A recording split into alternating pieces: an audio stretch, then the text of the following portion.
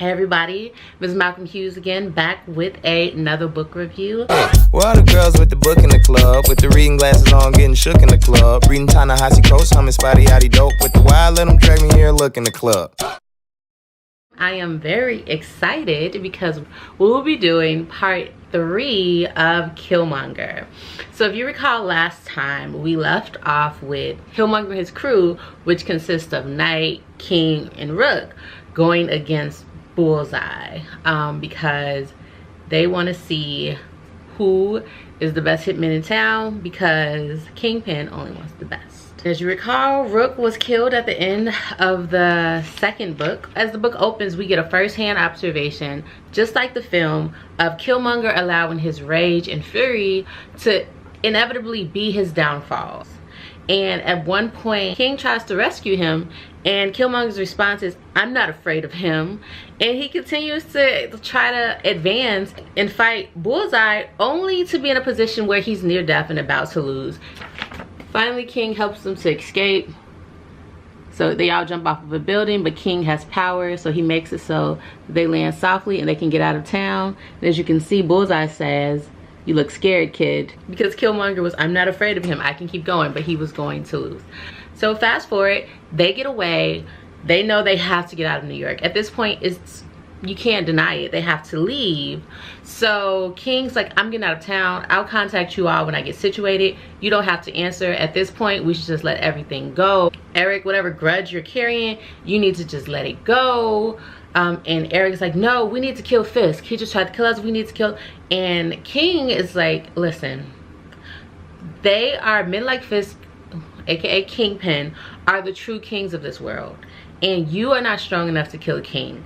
And that took me immediately back to the film with T'Challa, and how you even when you think you've won, okay, even when you think they ain't around, they're around. Even when you think you've won, you've not won.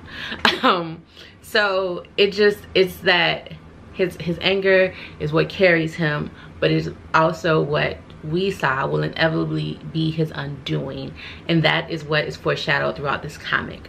I know last time I was frustrated because I felt as if depth was lacking from the last story or the second book, and I feel like we get more of that here, which was a pleasant surprise. One thing is also betrayal. So for all of N'Jadaka, Eric, Killmonger, for all of his rage and anger, his weakness might be women, specifically Knight. Once he and Knight escape, Knight's like, "I can get us passports in 3 hours. I have a safe place. It's not to sleep, it's to wait and to figure out how we're gonna get out of here." So they go to this place.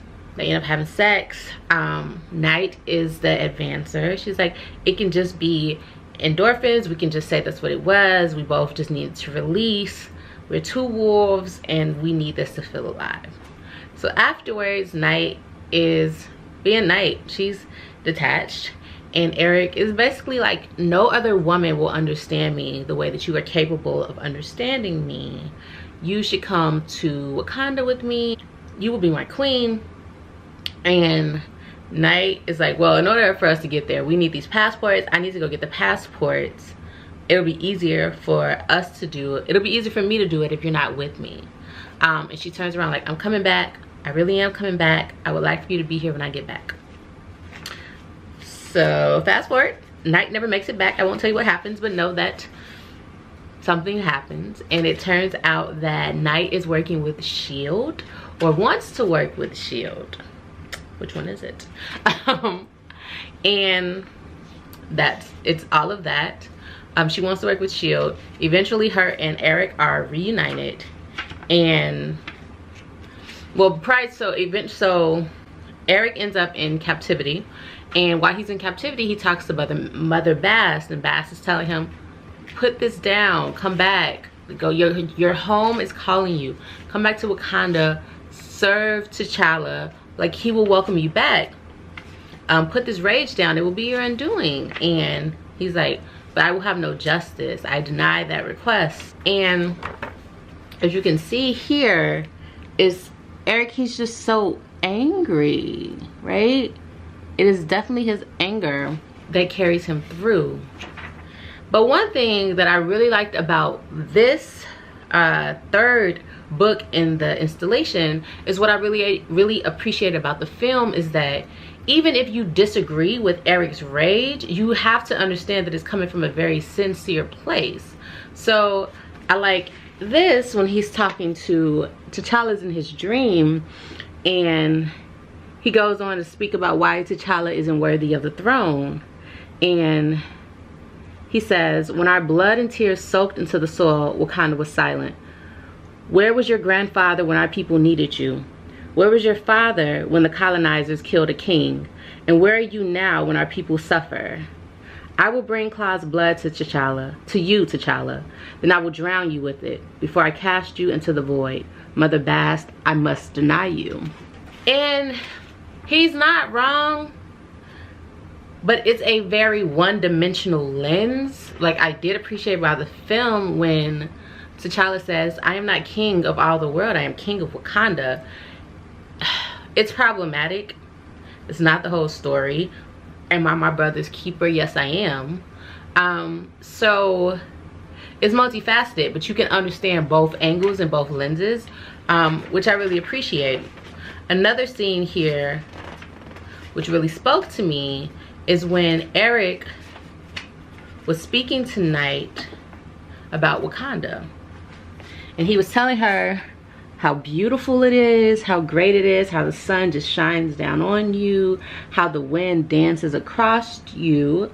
And he says that I was stolen from paradise, but paradise never came looking for me. This country, your world, is hell.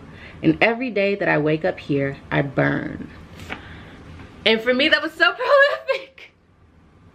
Because it's so hard. Even being from America, but being a person of color, being a black woman in America, it is challenging. Being a black queer woman in America. Like, just all of who you are to exist within this society that was not designed with you in mind is a slow death.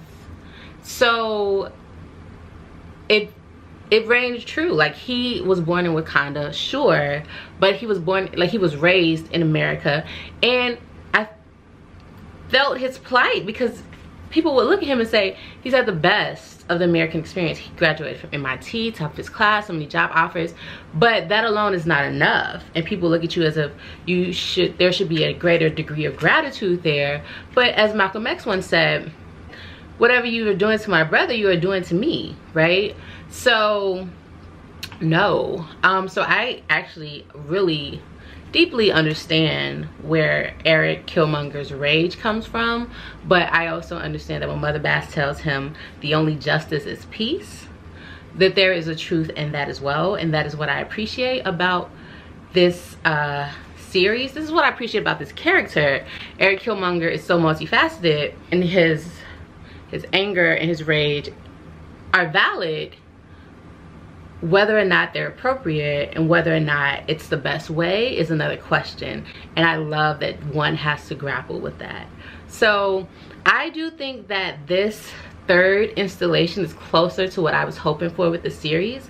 It definitely ends on a cliffhanger, and I'm excited to see where it goes. However, just more of the internal thoughts of Killmonger being exposed and hashed out is something that I wanted to see, and that's what I got here. So there are 2 more books. I'm excited to see where they go, just because it's only a 5-part story. So we know based on the film how it ends, but I want to see how it gets us there. And also, the comic books don't always align with the film, or the film doesn't always align with the comics, whichever came first. So I would like to see how they wrap this up. But this one is definitely closer to what I was looking for, and I am super excited to read the next 2 parts and see how the ending comes together and what's the cherry on top of this pie. All right, so that's it today. Thank you all for joining in. The next book will be, well, I'm reading a few books, but the next big book will be Black Leopard, Red Wolf by Marlon James. I am also reading The Refugees by, I'm gonna mess his name up, Vietnam Ujin. And then also I am reading Eat, Pray, Love. So I hope to review all of those. However, what will be coming before those videos will be a comic book haul video. That will be my first haul video, and I told you all I buy a lot of books. I buy a lot of comic books, and I'm actually slowing down on that because of my plans for the summer. However, I did get a lot of comics today. 2 came in the mail. A lot I picked up in store. So I'm excited for that to be the next video and to share that with all of you and to see if you all are reading any of them. So until next time, as always, remember to give time and to have the best day of your life on purpose. All right, y'all. Peace. Pretty, witty, girly, whirly, one who likes to party but come home early.